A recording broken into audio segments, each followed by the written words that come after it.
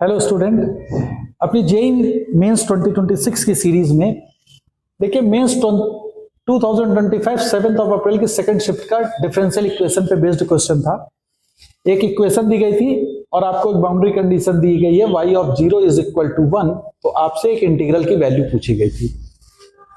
तो देखो बच्चों, सबसे पहले क्या किया कि हमने ये जो डिफरेंशियल इक्वेशन दी गई थी, इस डिफरेंशियल इक्वेशन को रीअरेंज किया तो ये डिफरेंशियल इक्वेशन एक इस फॉर्म में आई।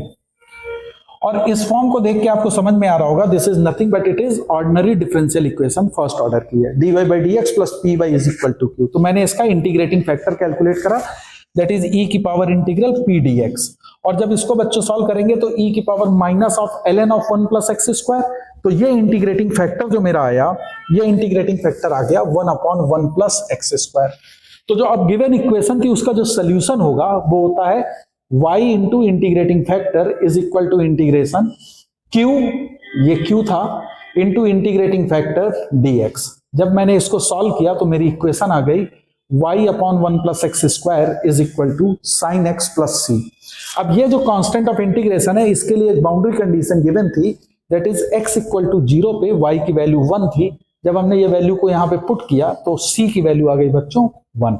तो मेरा जो सोल्यूशन आया वो आ गया y upon 1 plus x square is equal to 1 plus sine x. अब आपसे पूछा गया है y equal to 1 plus x square into 1 plus sine x. इसको मैंने स्प्लिट किया, that is y equal to 1 plus x square plus 1 plus x square into sine x. ये मैंने ऐसा क्यों किया? क्योंकि आपको जो इंटीग्रल था वो -3 से 3 था, तो मैं देखना चाहता था कौन सा फंक्शन इवन होगा और कौन सा फंक्शन ऑड होगा।